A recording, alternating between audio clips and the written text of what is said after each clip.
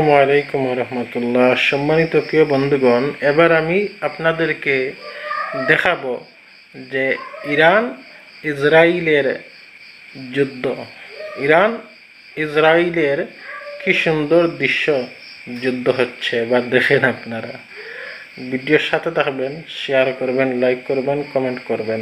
আসসালামু আলাইকুম।